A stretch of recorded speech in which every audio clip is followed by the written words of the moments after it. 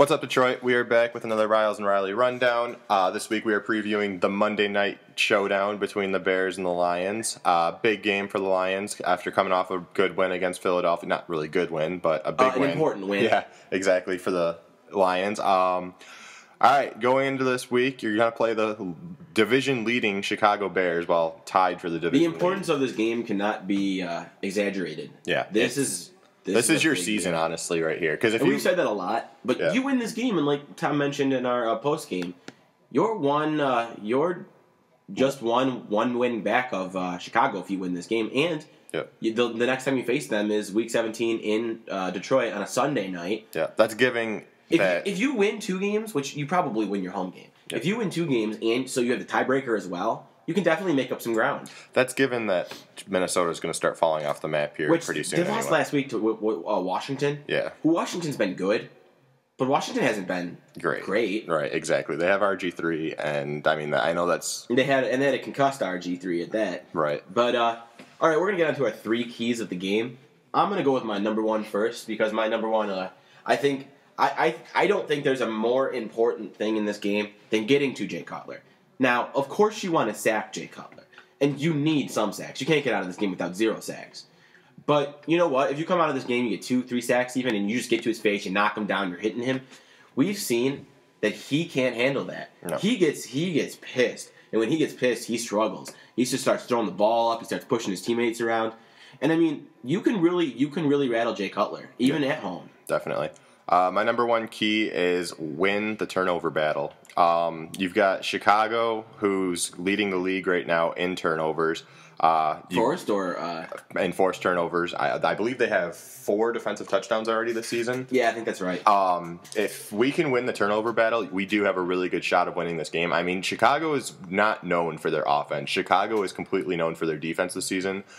Jay Cutler, through, week 7, he's already got 7 interceptions on the season. Like Brendan said, they had last week off too, so he's played 6 weeks and 7 interceptions. Like Brendan said, if we can get pressure on Jay Cutler, he's going to throw the ball up, and if you don't get a sack, the pressure's definitely going to make him force things. And my number 2 is actually the same thing. The reason I went with pressure on Cutler as number 1 is because that's when he starts throwing up sacks. His completion percentage is only 57. I mean, that's not terrible, right? But he's got a lower completion percentage. He throws interceptions. If you can get to Jay Cutler, he's going to start throwing the ball up. Yep. We saw last week we can get picks, although we didn't know that was possible for the first few weeks. So my number 2 key, if you get pressure on Jay Cutler, that'll lead to turnovers. So I think they're kind of very similar, actually. Yep. My number 2 key is going to be put some points on the board in the first 3 quarters. We mentioned it last podcast that we do not have a passing touchdown yet in the first 3 quarters of a game. I think Stafford has to come out in this game and basically just be a gunslinger right off the get-go. Run the hurry-up offense right off the bat. Get the crowd quieted down right off the bat. Because, I mean, if you let Chicago stay in this game, or if you let Chicago take a big lead in this game, you're not going to come back on a Monday Night Football game in Chicago. And I want to point out the Bears have allowed, I believe, it's the NFL lowest, 14.2 points per game. Yeah.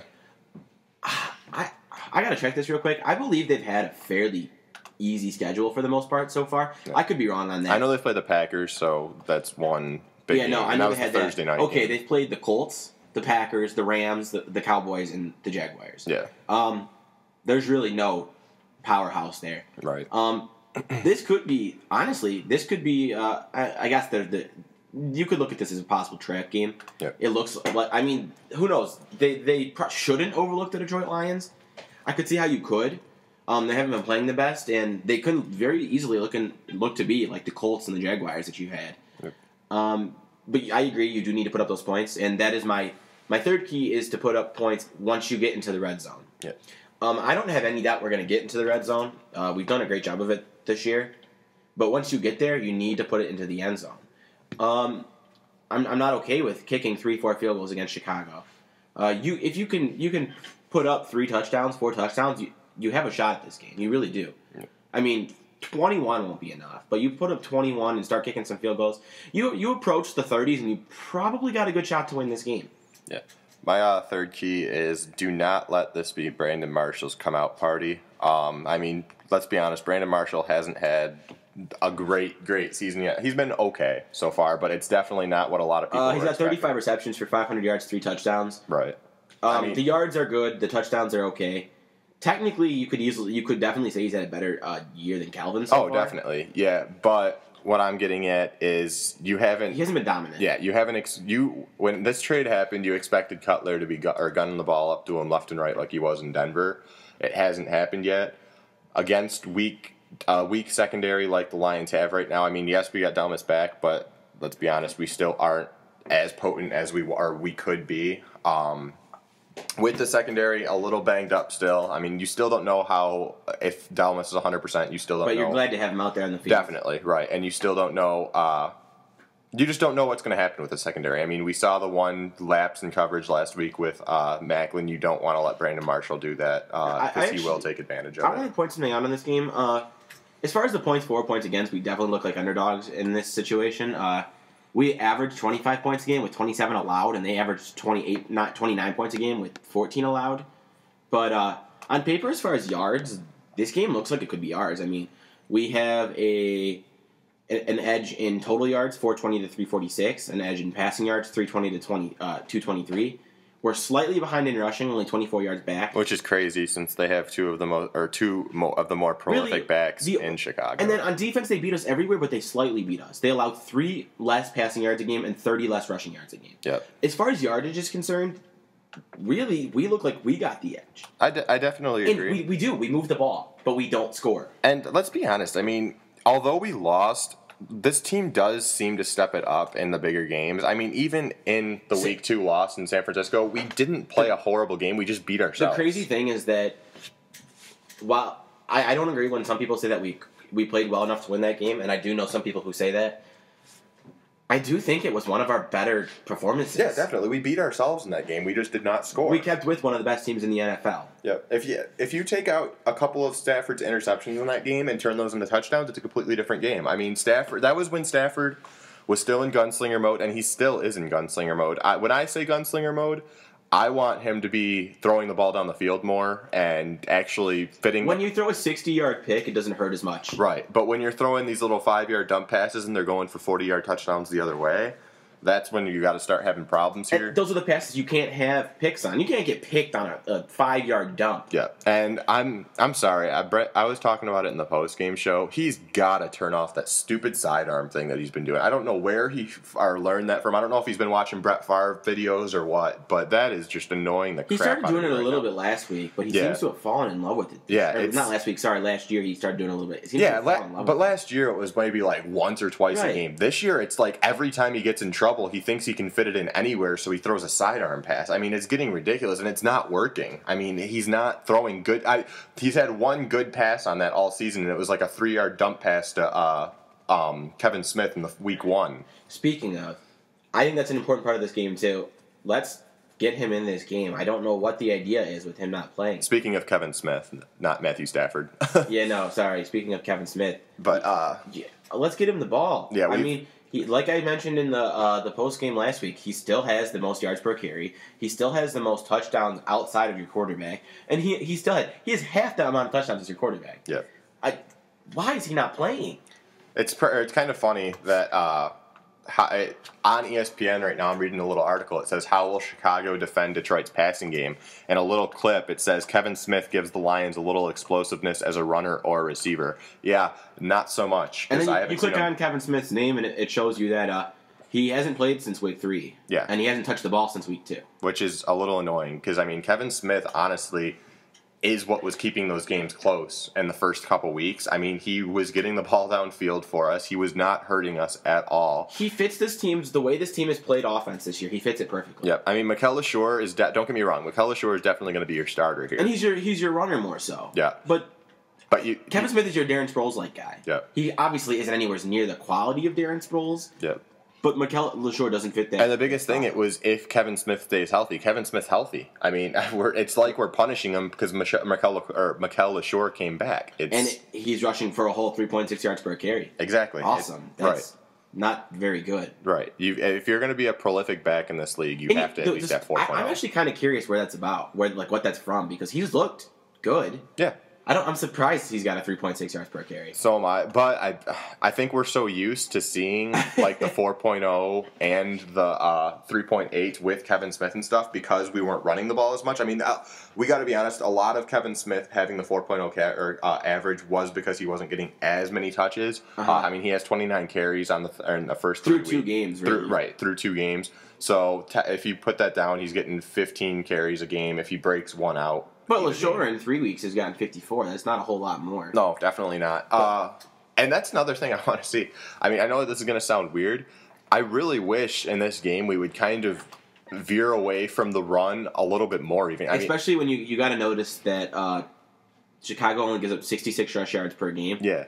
And they give up almost 300 passing yards per game. Yeah.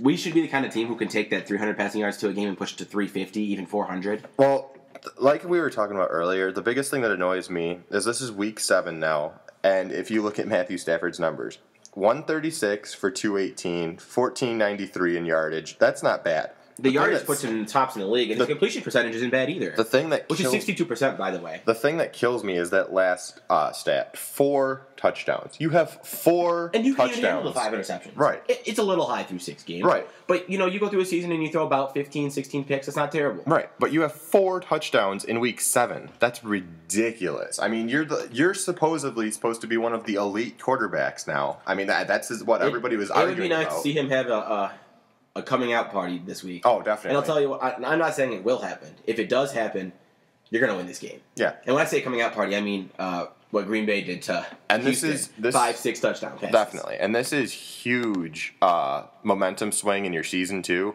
If you can beat Chicago tonight, looking forward through the schedule, you've got Seattle next week at home. That's a win. It's absolutely winnable. Yeah, that's definitely. Well, it should be a win, honestly, because you've got Russell Wilson coming into a really hostile environment. Well, you just picked it last week to be a loss after our show was over. True, but I'm saying it should be a win. Now that I think about it, I forgot that we weren't going to Seattle. At Jacksonville, win. At Minnesota, win. Green Bay, that's when you start getting into the tough part of your schedule. And you know what? If you win this, what happens in this game completely determines how your crowd is when you come back home. If you come back home 2-4, people, I mean, they'll be into the game, but they're gonna be quick to boo. I don't know about you, but I feel like this team basically has to go 5-1 and 5-1 to end the season to make the playoffs. Honestly, because that's going to give you 10 more wins. That'll put you at 13 and what? I don't know. Or 12. I'm sorry, 12 and 5. I don't know if you need 12 wins though. 12 wins. I mean, 12 wins. You probably get a first round bye. I don't know about that because you've got San Francisco who's going to be there. You've got Green Bay who's probably going to go on a roll. Yeah, but now. Green Bay's. I mean, if Green Bay went undefeated the rest of the year, they'd still only have 13 wins. But let's try and get a little bit back on this game. We'll look at that a little maybe more in our post game. Look at what they got to do the rest of the way. We'll have a better idea where we are after this week. I think we've covered honestly for the most part the big parts of this game. Yeah, definitely. There's no doubt that this is an important game. I'm gonna go throw something out here now. We did this a few weeks ago, and we said it was a little bit too early, but now we're going to get into it a little bit more even. Grading this past season's draft, or 2012 draft picks, I'm still going to stick in the same way. I'm going to give this draft class so far a D. I mean... I think it's way... I don't think you can grade a draft class for a couple years, to be honest. As far as the input that we've got, or the help we've gotten from them this year, right. Which I don't understand why people say you have to get help from them this year. Yes, you have to get help from them this year if this year your goal is to win a Super Bowl. True. But I mean, we're starting to see Riley Reef get in there. We are. And we're starting to see Ryan Broyles get in there. Yeah, they're not starters. Awesome. I don't care. Nate Burleson is going to be gone from this team in the next couple of years. True. So you'll have Ryan Broyles take his place. I would like to see Riley Reef play over Goddard Cheerless because I can't stand Goddard Cheerless. That's the exact same thing that I was getting at. I mean, I don't know if or necessarily you can give the draft class a D or if you can give the coaching staff lower grade in this situation because, I mean, a lot of this season has been the play call too. We've mentioned it before. I actually flipped the game this week to not see what happened at the end of the first half to see if we ran the clock out this time, but I'm pretty much guaranteeing that we probably did. But as far as the coaching this season, the play call has been a little bit ridiculous. I actually want to show you something or mention something that's kind of off of what we're talking about. Just something I noticed out of the side, and I have to mention. Calvin Johnson is the only Lions player to not drop more than 50% of his passes 10 yards down the field or further. Well, he is the only one. That's what happens when you have Titus Young and Brandon Pettigrew. So that means Titus Young, Brandon Pettigrew, Ryan Broyles, Nate Burleson, Kevin Smith, Mikael LaShore, Joyke Bell, all of them. Tony Scheffler, Will Heller. And in Burleson's defense, though, I don't know how many. I just named 9 guys, so even if you're going in Burleson's defense, that's 8 guys who have dropped more than. But I don't know. More than 50% of the passes downfield. I don't know how many passes Burleson has downfield because I mean, when you look at his yards per reception and stuff, it's usually under 5 or under 10 because he's always the short route guy. Plus, he's going to be running out of the backfield a lot of the time. So I mean, I don't know how much you can blame Burleson on that. Here, I got it right here. 20 yards down the field or more. He's had 2 passes 20 yards down the field or more, which means he's dropped 1. Yeah, so. But that's still, I mean, I'm not really calling out a receiver. I'm saying that you got to give Stafford. I mean, that does. Well, actually, going back to this, 10 yards down the field or more, we've had Brandon Pettigrew 2, Nate Burleson 3, and Joyke Bell 2, and that's the only people who've had more than 1 pass down the field. So I mean, honestly, that just shows that the only person Stafford's looking downfield at is Calvin. So I mean, that's kind of a stat. Well, the stat that I looked at shows that he has 7 drops already downfield, and not even that. But I mean, going into last week, they said the Lions are the number 1 team in the league in drops. Definitely. So, no, that's definitely true. I mean, so if you even cut out half those drops, all of a sudden Stafford's completion percentage. If you cut off half of Pettigrew's drops, his completion percentage is probably huge. I mean, Pettigrew's been a huge key in drop passes this year. I mean, and it's not even just drop passes. And unfortunately, he's still your number 2 receiver in the team. And it's not even drop passes, it's big drop passes. I mean, no, he dropped a couple touchdowns. Yeah, a couple touchdowns, a couple key first down plays that we had to have. I mean, he's had 1 good drive all season. It came in week 1. And I don't know, but I'm going to guess Chicago's going to be cold, only making that game a little tougher on the receivers. Right, exactly. So, but I think for the most part we covered this game. Definitely. I guess we'll do our picks for the final score. You can go first, Tom. Yeah, being the big game. I'm going to go that it's going to be a shootout. I think it's going to be looking at it now. I'm actually going to pick Detroit 35-28. I would love to pick Detroit. They haven't earned my confidence to pick them in big games like this. I do think they'll be in the game all game long. I do think they can win the game. I think it'll come down to whoever has the ball last. But I'm going to go Chicago Bears 20. I'll go 27, and Detroit Lions 24. All right, that has been our pregame podcast for the Lions-Bears Monday Night Showdown. As we stated before, when our Tigers clinch, I'm not even saying if anymore, when the Tigers clinch their berth to the World Series, we will be doing a postseason Tigers show. We'll do a World Series talk. Exactly, World Series talk, and that'll probably pretty much wrap up our Tigers season. But for Brendan Riley, this has been Tommy Riles. This was the Riles and Riley Rundown, and have a great week.